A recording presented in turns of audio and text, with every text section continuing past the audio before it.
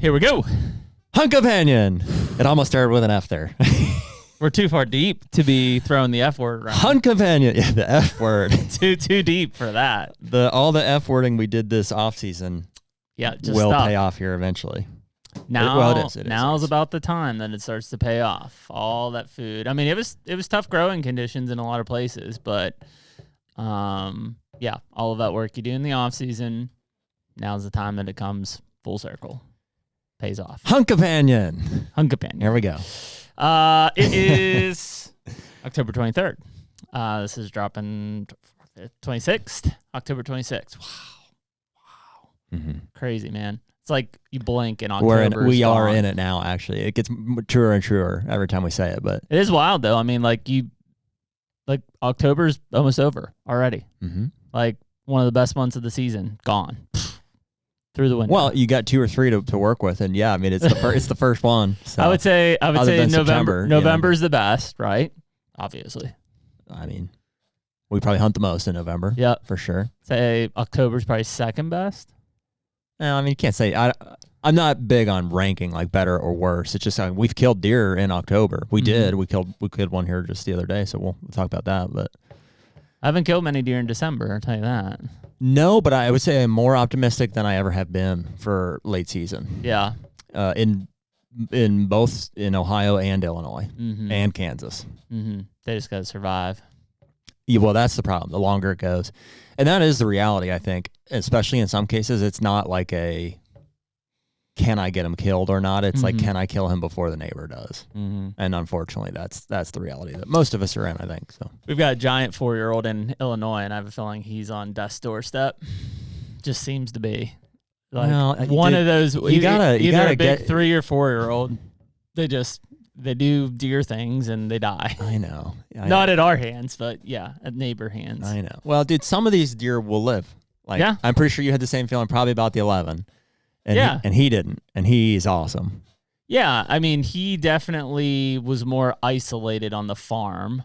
He's smarter. He's older. Yeah, than well, I mean, Kamikaze barely survived, being dodged 2 bullets that we know of, maybe more. That can happen. So it can happen. That by luck more than it is. Oh, absolutely. by effort. Absolutely. So yeah, I mean, they absolutely commit. I mean, the deer I went down and hunted in Ohio is 6 or 7, and I would have swore he was killed last year because he disappeared November 14th or 15th, and I never saw him again. And I've known of that deer since I bought the farm in 22, so or 21. So I've had that deer on camera. He's a homebody, and a week ago there he is, shows right back up, and you're like, holy shit, he's still alive somehow. Yeah. And all of the bullets and arrows and bolts and EHD, somehow they make it. My confidence in these cameras is, I'm a bit perplexed by what I've seen recently. Well, so we can dive into that a little bit. So, you got Dagger on camera, 4 or 5 days ago, but I think so, yeah. You haven't really gotten any of those mature deer on camera, but you've seen them? Question mark? At least one of them. Yeah. Well, 2 of them. I mean, as time passes here, it's like I'm losing track of the individual time frames, but. So we haven't seen GR8 since. I haven't seen GR8 on camera since we shot them on September, 27th, 28th. So going on a month now. Yep. Haven't seen them in person yet either. But also just not finding any sign of death. No birds circling, no, coyotes squealing. It's a small woodlot. It's like 30 acres that, if he died in it, I'd think you'd be able to pick up on something like that. So he's going on a month now. We were getting pictures of him beforehand. So, rule him out, I guess. Flyer, we are getting pictures of, and we haven't seen him in person yet, but we're getting pictures of him. So that's a 5-year-old deer. He's about the only one. There's 2 others. There's Curly, is a big 6-year-old 9-point, and there's that big 7, which is a 5-year-old 7-point. Neither of which I've gotten pictures of in over a month, and both of which we've seen, right in there. Yeah, your dad saw the 7-point yesterday. He saw him, yesterday or 2 days ago. And just so what I can't make heads or tails of is like, I've got 3 cameras like right on the edge of this clear cut. Mm-hmm. 1 on a feeder and 2 on scrapes. Mm-hmm. And I mean, they're historic spots. They're like, they come past there, like flyers on there. Yeah, other deer. Daggers on there. But these deer that I know are in that clear cut, I just, like, we're not getting pictures of them. Yeah. I just wonder if some of those mature bucks they're just scent checking those scrapes. They don't need to hit them. Like from a, hierarchical standpoint. I don't think so, dude. I think they hit them. How do you not get them a picture of them then? I think it has something to do with the cameras. Oh, you think that the camera's taking pictures and not sending? No, I think they're avoiding the camera. Oh, very possible. That's what I think. Yeah, I mean, because think about like a 1 or 2 year old buck going up, crushing that scrape, sends the picture. He's 35 yards to the side. Hears it, senses feels some frequency thing going on, and is like, no, I'm not doing that. Mm-hmm. Maybe. They're not dumb, dude. Like it's funny. We want to reduce it to just like, I don't know. They hit the scrape and we take some pictures. Like, it is way more nuanced than that. Like, these are like wild animals, and they can sense. They already know there's human activity. I mean, there's some frequency getting put off there. We know that there has to be from a cell side, but like, what that does, I don't know. So there's one thing that I'm 100% sure of is that they know it's there. 100%. Mm-hmm. Yeah, absolutely. Some deer seem to tolerate it. Even mature bucks, flyer is kind of whatever about it. It doesn't seem to really matter. Some of these other deer do not seem. That's, I guess, what I'm landing on from an explanation standpoint of like, why aren't they there? Yeah, I mean, like I told you, I had 2 of those Ohio 4-year-olds hit like 8 or 9 cameras last night. Mm-hmm. Now I repositioned. I changed almost, not all of them. I bet 80% of my cameras I moved because they were just set up on like whatever I had for late summer, mineral licks or, feeder spots. In fact, I didn't hardly even put any corn out. I'm just like, screw it. I'm just moved to scrapes and, deer just doing deer things. And I carried around a lone wolf stick. So I did put them high, just not an eye level with them. They for sure didn't acknowledge those new camera spots. Whether that's because it was up higher or they're just used to it and they don't care, I don't know. But they hit every freaking camera spot on that farm last night. Yep. Well, and traditionally, dude, I'm like, it's not like really an issue. Like, I get pictures of some mature deer. It happens, and guys are across the country. It's not like they can't avoid every single one, but just. I'm like, what is it? I just don't. That 7 point especially, because he's absolutely there. We saw him 2 days ago, and I bumped him out of a bed a month ago, so I know he's there. And I haven't got a single picture of him in over a month. Start calling that woodlot the Bermuda Triangle.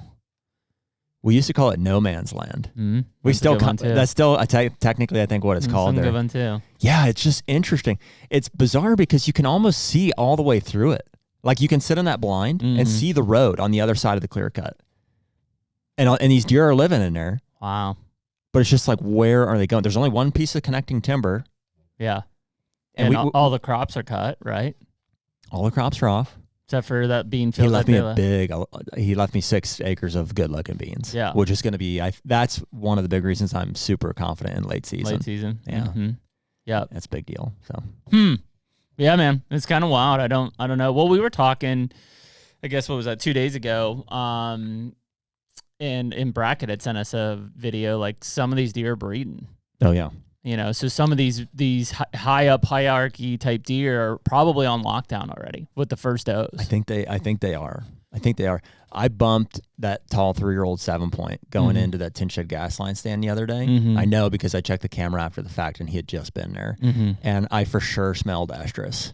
So I'm thinking he was on a doe up there. Well, and typically what happens, especially these first ones, is that mature deer, dominant deer will lock her up and then he'll have satellite bucks because there are no other does in estrus. So they're all drawn to the one doe. So he's locked her down, satellites around them. So like, unless you're in them, you don't see shit. I think you're right, dude. I think we're seeing some lockdown early on. We've seen it's not early. I mean, this is what video I would evidence expect that they're breeding. We've seen that happen. Yeah. This is when I would expect it. I mean, usually in Pennsylvania, 25th, 6th, 7th is when I see my first. Like, I can tell on camera. I'm like, there goes a doe. They're hounding her like hard. Yeah. So like I would assume it's happening at this point, and I think a lot of what we think is like pre-rut activity, like that Halloween weekend. I think a lot of these mature bucks have already bred their first does. Yeah. I think they're like, oh, okay, got to taste the first one. Mm-hmm. You know what I mean? Yeah, and there's just not as many coming in yet, right? Like the bell curve is still going up. So like they breed one. And then they have to kind of get back to doing normal pre-rut things until the next one comes in. And then eventually it's just like all of them are coming in at the same time. So, interesting observation, a quarter mile away, but not far, you know. I've got several 4-year-old bucks hitting a feeder consistently in daylight. Wow. Obviously not locked down with those somewhere. Same farm, same... Yeah, not same core area, but same range. Yeah, you know, these deer overlap for sure. That's at the Ramsey Road. So I've got that Twisted T on him, that tall 4-year-old. I've got another 4-year-old 10 point there, and there's a third one there. I saw one of those 4-year-olds hit a corn pile last night. Just kind of stopped for 5 minutes and then moved on. Yeah, I don't know. Kind of interesting when you know, and it is just because there's only 1 or 2 does coming into estrus right now, you know, in a given area. Like we're way at the front end of this bell curve. So, I mean, as we get closer to Halloween, the more likely more does are coming in, and they're doing the deer thing. So, yeah, it'll be interesting. I mean, weather has been, I think I made a video. It was weird. Like, I really thought I was going to be in the game on Tuesday, and then we had these like pop-up storms come like out of nowhere. I was like, what the hell is that? And I look, there's like lightning in the distance. I'm like, what the? So, and then it was warmer than it was supposed to be on Wednesday morning. Like, just everything kind of felt off. Today felt better. Still cloudy and overcast, but cool, breezy. Well, we got it quick. Yeah. We were watching for that cold, you know, that kind of front there. And so we got it Sunday, and then Monday was the day.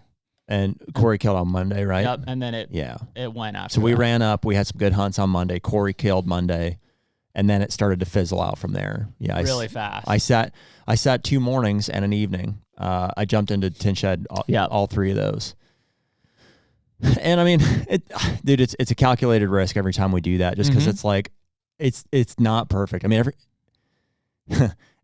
for every year, I'm like, okay, here's a big improvement that needs made. Like now in this case, it's a screen. We got to have a screen on that gas line to get in there, because these freaking deer, I don't know if they're can't be, because we've only hunted the stand 3 or 4 times, but they bed up in this oak flat for no other reason than I think they can just see. They can see the road, they can see, and they can see me walking into that stand. You know, so in the mornings, I don't have a problem. I do getting out. But in the evenings, they're bedded right there. In the evenings, there's a bunch of does bedded on that oak flat. And I don't think the bucks are bedding there, but enough that it causes a stir. Enough commotion there. So that's got to happen. But did you see anything? I mean, I saw a lot of does and small bucks. Did you? Yeah. Yeah, I saw a bobcat yesterday morning. Those things are getting thick in Ohio because can't kill them. Yeah. We don't see them that often, but yeah, they're I had a bunch on camera in Ohio too. Yeah, this one was 6 yards right in front of me. Damn. It's pretty cool. It actually got a button buck up. There was button buck bedded behind me, and this thing comes slinking along here and just bobbing around, you know, just doing. It was right at its jugular. Just doing their thing. It gets up on a log, and they see each other, and they're like, the button buck stands up and like looks at. They're like 10 yards apart from each other, and the cat kind of like play lunges at it, just like gives it a few of those, and the thing like freaks out and runs off, and then just flicks his tail and walks the other way. I could have bit you in the. I could have got you, but I didn't. Could have got you. I didn't feel like it. I'll just go to squirrel or something. Yeah, it was pretty cool. But dude, I sat that spot for three sits in a row because I was like, they have to come hit the scrape eventually after that rain that passed Monday night. And they just never did. They didn't. They just never did. Which is more indicative of them being locked down on a doe and estrus and being in satellite phase, even like a 3 or 4 year old being in satellite of a bigger buck. Yeah. Well, and I did see, I had 2 1-year-olds or 2 1-year-olds come in and hit that. there's does everywhere. Yeah. They're out in the green sources. Like nothing seems to be harassing them that much. None of those are in estrus. Somebody else was in estrus, and they were all just focused on this.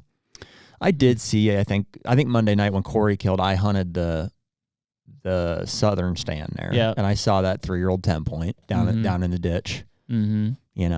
Just doing his thing.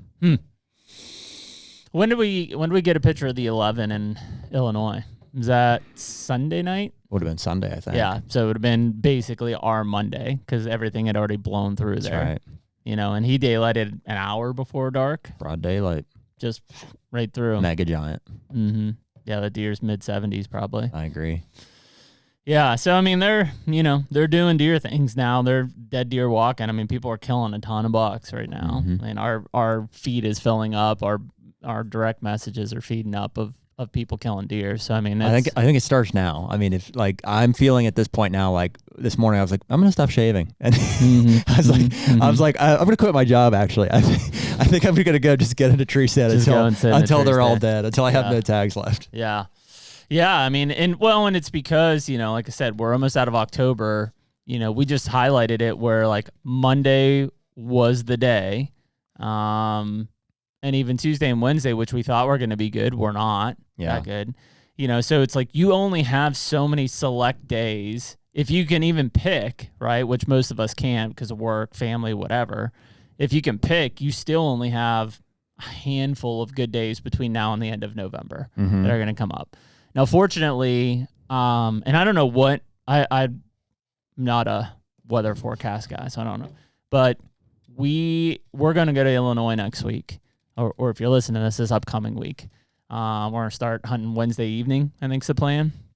We'll be in Illinois for 6 or 7 days. Like about the 29th through the 4th, something like that. Yeah. And our weather looks really good in Illinois, like mid to high 50s, low high 30s.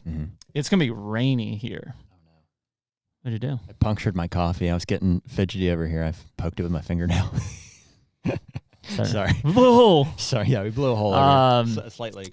But I look back here, and it's like it's going to rain most days, like through that entire period. Good. Yeah, kind of wild, though. Like, I don't understand if it's just like a front comes through and like hangs here, or if it's coming up from the south or what. But I looked at Ohio and Pennsylvania, and it's like rain for the majority of like the 29th through the 4th or 5th of November. That's perfect. The 4th that's perfect. Yeah. Because we'll be in November, or we'll be in Illinois. When we come back, you've got your trip to go on. I need to figure out what I'm going to do between Illinois and Kansas. I got like a week and a half, 2 weeks. Week and a half, maybe. Yeah, week and a half. So I guess the options are I'll either turn around and go back to Illinois, or I'll hunt Ohio. Yep, I think those are your options. Those are the options. So, yeah, and they'll probably be weather dependent on one or the other, and frankly, just all the factors. You know what I mean? Like how many. I did kind of make a promise to Willie and Dale and those guys that we would try to get together at some point, at least be all at the farm at one time. So I feel like I need to make an effort to do that. But if that 11, as long as that 11 is alive, I'm going to be stressed out. Yeah. Yeah, for sure. Yeah, and I like I said, I don't know what he's doing right now. I mean, we've got one series of pictures of him basically. You know what's super cool though is from where he was locked down with that doe last year. Oh, it's right there. Oh yeah, and so first of all that switch looks primo, pretty good. I mowed little squiggly trails, one down to that southern tip stand and one right up to the north plot. Yeah, so he's probably just walking us. He's getting in one of them. Yeah. I think we'll get him, dude. He'll come through that corn cove too. You know that. He will. Yeah, but he didn't do that till late. Yeah. He stayed on the north end of our farm the majority of the season. It was when you were down there for gun season. Just followed doe up there. Yep. It was in gun season, which will be in Kansas. Yeah. But yeah, no, I mean, we've got 3 shooters on the Illinois farm, which is cool. Got a 6.5, 10, 6.5 year old 11, and a 5.5 kamikaze 8. Let me ask you this: what do you want to do? So, because when we get back from Illinois, your trip is shortly following that, right? Yeah, I leave on Friday. All right. So, what would you like to do between getting back from that trip in Kansas? Oh, I mean, I probably won't leave here, or if anything, maybe I go to Ohio. Here. Okay. Yeah, because I don't get back until Tuesday, and we leave on Saturday. So that makes me wonder if we do the same thing that we did last year, 2 years ago, where I would go to Ohio when you're on your trip, and then go back to Illinois, and then you, Dad, and see, but you got 4. We're not all riding together. We'll have to take 2 vehicles. That's true. Okay. Which is still fine, but we have to just. We still figure that out. Okay. 2 vehicles. Just trying to piece them together in my head here. Yeah. Yeah, so I know that's the plan. Because I get back on Tuesday, I'll probably hunt here with the kids. Maybe I shoot out to Ohio for a couple of days. Yeah, maybe I work. Maybe. Right. Something. Work. Something. Yeah. Something around there. Yeah. So, no, I mean, it's cool. Yeah, I think, a couple of things that I was just, going through, like and obviously Ohio is just different. Like, I for sure feel like there definitely was some EHD around my farm. Not, it's kind of, I think I blew it off originally just because I'm like, the deer that I'd watched in the summer -2, all were still there. I'm like, there they are. Like, especially those 3 big 4-year-olds. I'm like, those are the deer I care about to get them through another year. They all made it. But even still, like, the number of, like, just deer in general felt pretty low. Like, it's not like I'm seeing 10 does in a field or 7 does in a field. And that could change. Like, they could just be scattered about with acorns and stuff and browse in the woods. But, yeah, it felt light. And then just even checking, I pulled 4 or 5 SD camera cards, and it's like, it's the same deer running the whole farm, which the last few years is not the case. Like, I'd have a couple 3 and 4-year-olds over here, and then a couple different 3 and 4-year-olds over here. I'm like, I don't. They're all the same deer. So it definitely feels like they've kind of spread out more with, like, more space.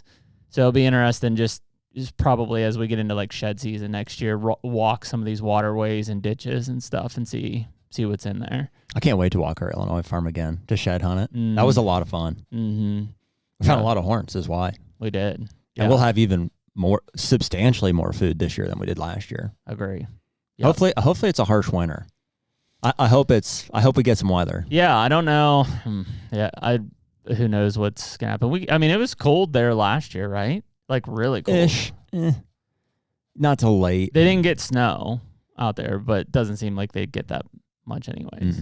But it was cold because I remember that clover field just getting pounded by like $15 a night. Yeah, we definitely had a winter. Yeah, it seems like they've been getting a little more wintry the past 2 years. Yeah, I think so. In fact, this morning on the mountain, it was like spitting ice balls or something up there. Yeah, I need to winterize my ice cream truck. Yeah. So I guess just strategy for the next week for us is we've got another front coming through, so we're kind of just letting this thing. You're hunting this weekend? Push through. I'm hunting this weekend. Yeah, in Ohio? Kentucky. Yep. So my dad and the kids and I are going down. We did have that 6.5-year-old show up this morning. First time I've seen him in 2.5 months, and he looks rough. I think he got EHD and survived, and his counterpart wasn't with him, which is a 4-year-old 8-point that I've seen that entire time I've owned that farm. So he may be dead, but that deer looks in rough shape. So hopefully we can get on him and shoot him versus one of like the better 3-year-olds that'll walk by. So that'll probably be our target. Is we'll try to go kill that deer here Saturday and Sunday, and then we'll come back. And we've got only a couple days before we go to Illinois. Front moves through on Tuesday into Wednesday morning. We're going to start hunting Wednesday afternoon. So where are you guys going to be sitting this weekend? I don't know. We're going to be on the new farm, I think, primarily. I've got a few hawk box blinds set up on food that we'll probably just sit on those, would be my guess, because there's 4 of us. can only stack so many of us into some of these places. So as good a place as any to be. I think we'll do the same, essentially. I think they're going to come out where these doe groups are. Yep. Green food sources, and they're going to hit scrapes on the field edges. Yep. Yeah, I've got one that's I've got like an alfalfa clover plot is far back tucked to the bedding, and then that leads into like a 4.5 acre standing bean field. So I think they just kind of come into that green field and then eventually work their way out into the destination. So I've got that. I do have some standing corn that I thought about mowing down, like right next to the blind. Yeah. So I might go out. I might do that on Saturday in preparation for either Saturday night into Sunday. Yep. So do that, and then that'll be the plan. So just kind of going and hanging out, and nothing like crazy. Like I've got plenty of deer on camera. Just besides that 6.5-year-old, I mean that's the only mature deer that I've got on camera right now. I mean, dude, if you or any listeners need any confidence that like if you're not seeing stuff on cameras and stuff, that deer that Corey shot, I pulled that card. I've had a regular SD card camera on that scrape for 3 weeks now. Yeah. That was the very first time that deer was at that scrape this year. It's crazy. Yeah, and that scrape was ripped wide open, right? Oh, yeah. Well, I mean, I saw it after I thought he said it was open before that deer got there. Well, I opened it. I made a scrape there. Gotcha. I think I started it. I think I started it. Maybe there was a little something, but it was just in the perfect location. I just had to pull the branches down on it and get it started. I poured a bunch of buck tarsal scent from Smokies, whatever, just in the scrapes. I don't know, because I had it. And I was just sitting out there bow-marring with bottles of water in my scrapes yesterday. Oh, yeah. Just getting some liquid movement in there. Yeah. So, but that had I had a camera at that scrape, I may not, or a cell camera, I may not have been as confident. Yeah, because you would have been he's not there. If you'd asked me, hey, do you think he's been to that scrape? I'm I would say maybe, probably, but I got a picture of him from a cell camera on a scrape on the ridge above. So, but in the morning. More than likely, he probably So, was in my around. mind, I pieced together the loop, and I'm I bet he'll do that. And I was really confident sending him in there. Yeah. I'm always confident. Sure. Every time I sit, I'm the spot's set up. Yeah. It's but it worked. Spot. Yeah. He, did exactly what it was supposed to do. It worked fine. And his first set of freaking epic. It's an awesome deer, dude. Deer had 5.5-inch bases. That's crazy. He said scored 40. 140. 140 and a half, right about there. Damn. He's better than I think because he's not super wide, but he had 20 them Prussia brows. He had 22 and 23-inch beams, which is good. He was only 14 inches wide. Yeah, doesn't matter as much. Brows were 7.5 and 8. Yeah, there's 15 inches of brows. That'll do it. Yeah. That'll make it up quick versus 4 or 5 inches of brows. Man. I was super proud of him too. I mean, he's killed a couple by himself now. I know. He seemed super confident when I talked to him on the phone. He was sitting in the stand. He was like, "Yeah, here's what happened. Well, drilled him, went up, died." Not for any good reason other than it's happened to me before from numerous people. But when he called and he's like, "Dude, the big one. He came up and he hit the scrape here for 10 minutes." And he's telling me the story or whatever. I'm I'm obviously in a tree stand. It's the call. And I'm yeah. And he's and he stepped up at 10 yards. He's and I shot him. And I'm and?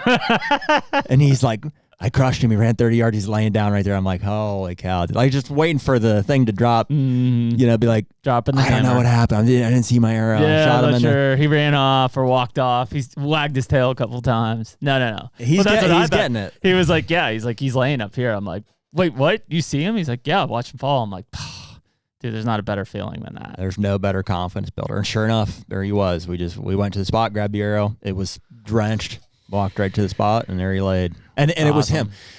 After he said he made a good shot, then it was okay, which deer did he actually shoot? Is it the deer that you thought? Because he don't know. And he's that part of it is it's the first time he's seeing this deer. Yeah, and I didn't have that great a picture, frankly, to show him. So I just said, hey, he's got really tall brow tines. And I asked him before we went to recover him, I'm did you see the big brow tines? He's we'll see when we get up there. We'll see when we get up there what he is. But it was freaking him. I mean, big enough. It was him, and I'll show you the recovery video. Yeah. It was fun. That's awesome.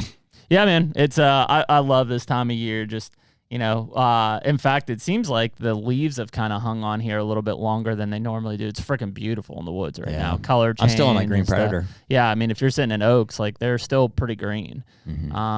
So yeah, I mean, just awesome time to be in the woods. Weather's been great. Like I said, we've got this next front coming through, and then that's gonna walk us right into Halloween in the 1st of November. So I mean, like she's on like Donkey Kong at this point. We got some big deer showing up in Kansas too. Yep. So that's Sent you that one this morning. 2.5 weeks from Kansas at this point. I'm pretty ready to dial in and be like some all day sits. Yeah. I'm ready. Are you ready? No. You're not? No. I hate all day sitting. Dude, they freaking move midday, man. Yeah.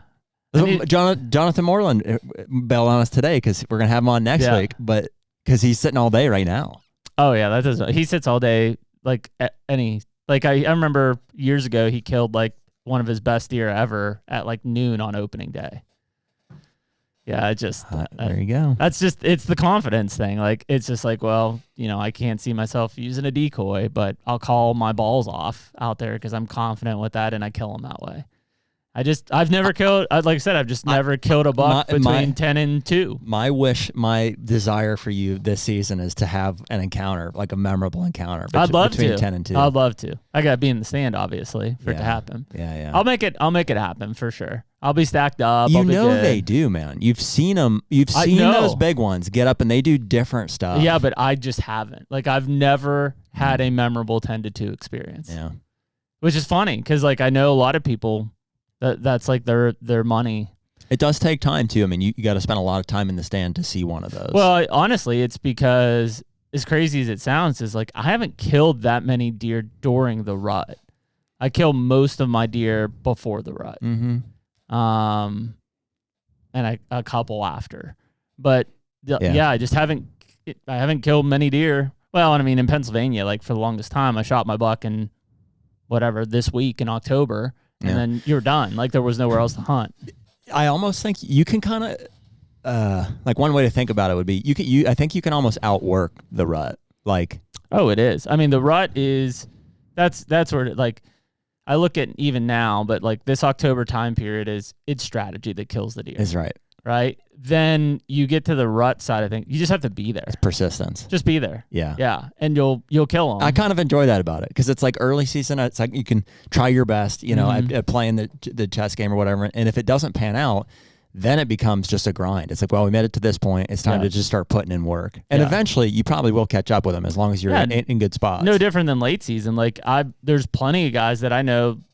I mean, they don't even care about the rest of the season. They're like, I know I'm going to kill my bucks in the late season because I have the food. I just never had food, so I just never killed. I never have deer season. That are still alive. That's the problem. If I was confident that deer would live to that point, you could set farms up and you absolutely would kill them in late season. That's most of your Iowa guys. It's almost not fair at that point, like because it's over and like they know it's over, and so they just start like coming out to food in daylight again. Yeah, and you don't have to hunt mornings. Feels like summer. You just go out in the afternoon. It gets dark at 5:30 or less. So you go out at like 3 o'clock and by 5:30, he's either there or not. The conditions are challenging because it's cold and stuff. But from a patternability standpoint, it would be as easy as killing them on a bean field in the middle of summer. Bed food. Yep. That's all I do. Yep. Yeah. So I mean, I think that's all it is like, there'll be guys listening to this and they're like, I mean, I've always had food on my property and the deer are there. So that's when I kill them. Or I don't have any of that. I don't even have deer right now. Like, I just have deer passing through the small woodlot during the rut. So everybody just has their strengths on it. And I haven't killed many deer during the rut. It's funny. It feels like I'm always learning things in real time in the season. That's like, how have I not figured this out yet? It's like, I've been on this farm for 8 years now, but I think the reality is just, it's a big farm. And so it's like, it takes time to realize the improvements in micro areas. But I really think we can build like our entire Roberts farm strategy around that blind that I just moved over there.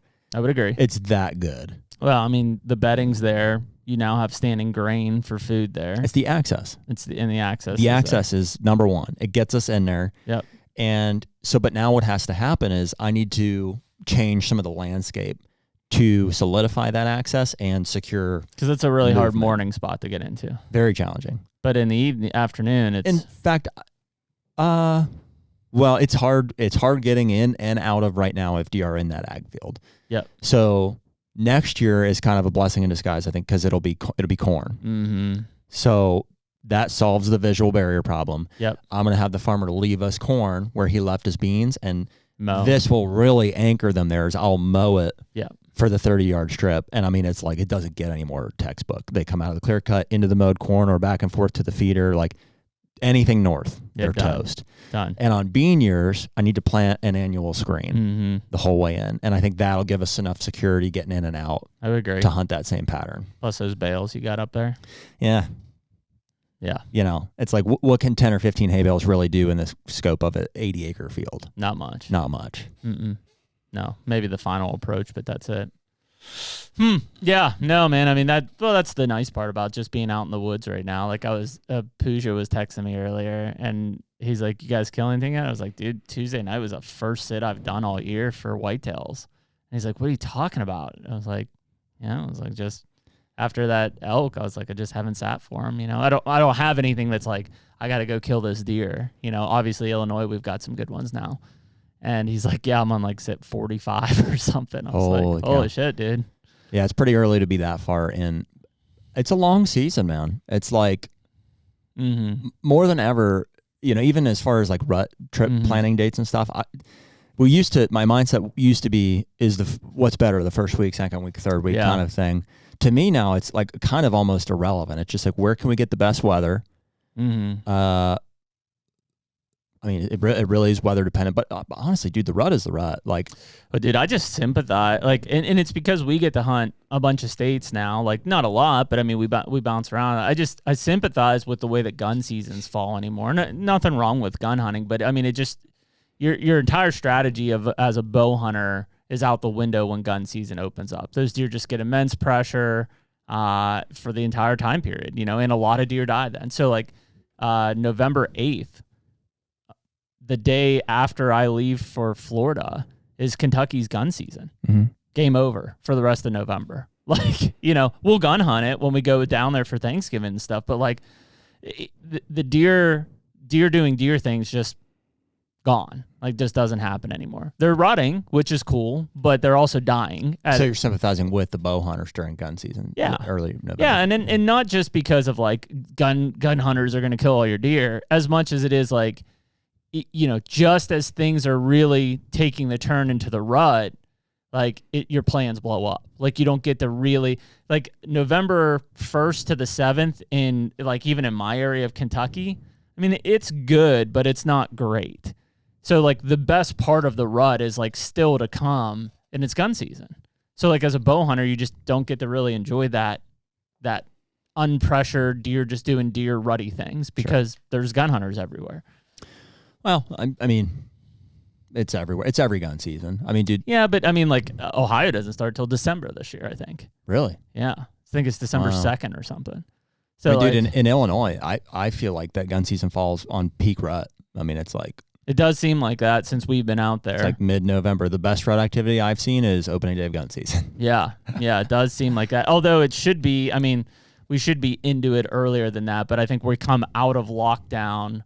Like the major lockdown phase releases right when gun season opens, especially if the weather's there. I love those days so much, like the 11th through the 16th on our Illinois farm. And even later, like getting out to the 21st, like there's a lot of good days in November. The big ones just, once you understand that it's like, even if you're not seeing deer movement, it's just like, yeah, but the big ones are going to breed does. Like, and they're going to, that's all they're thinking about. They're going to traverse, you know, in the most efficient way possible. And if you put your time in that time of year, I saw so many shooter bucks that last like pre-Thanksgiving trip that I made. It was stupid. I was like, oh, I can kill these. That was the second gun weekend, I think. Yeah. That's, they're still had we had the stand set up now, or then that we do now, I would have killed them. Yeah, I mean, Corn Cove would have knocked all of them back. Yep, I'd have just sat there. Yeah, so I mean, it's, you know, you've got time to do that things. You're just gonna have to adjust your strategy depending on if you've got a gun season coming in early, or if you're in Ohio and you don't have it coming in until December. But they're definitely doing the deer things at this point, and like you said, I think the rut is more about just ass and stand time, you know, as it is. You got to be in the right place, but it's just being in there, and at some point they do their thing. Yeah. Man, I'm so excited about our November or our Kansas trip with the dads too. Yeah, that'll be fun. It's kind of like not fully into focus here yet, but when that happens, it's going to be a good time. Yeah, that'll be going. So we leave the 16th, I think, for that. Nice. So yeah, then that traditionally has been one of our better weeks in Kansas. So yeah, that's always a fun trip. That's a big deer camp trip, and I know my dad's stoked for it, and yeah, should be fun. Let's give a quick shout out in case it hasn't sold yet. Bomar's got a farm in Illinois. The one in Galesburg is getting sold. Brackett's got it listed, and he I don't know, it may be under contract or something already. But if you guys are looking for an Illinois farm, that's kind of in the area that we're at. You can check that out. Just go to land.com or go to Brackett's Instagram or something like that. Yeah, had some studs posted on that thing. Oh yeah, he's killed some great deer on it. So, anyways, we appreciate everyone listening this week. Oh, last thing before we go, if you're still hanging, okay, you're still there. This Thursday, we are doing live from Illinois Deer Camp. Oh yeah, good call. First podcast live from Illinois Deer Camp, October 30th. Yes, October 30th from Illinois. We'll be there. So we'll be at Brackett's Airbnb. Yep. As we're moving into, I got the call the other day that our guy's moving out of our house. Yeah, so we're got to get the old camp house together there in Illinois. We'll have a camp pretty soon, which is have cool. A camp out and we'll there, have internet there, and we can do the next one from there. So, but anyways, if you see us or you got time on Thursday, we're going to do it a little bit later. I think that's 8:30 Central, just to give Jared and I some time to get out of the stand and back over to the Airbnb to get everything set up. But 8:30 Central, Thursday, October 30th, live from Illinois Deer Camp podcast. We'll see you there. And we'll talk to you guys next week. Hunt Companion. Take me on down the river where the guilt can't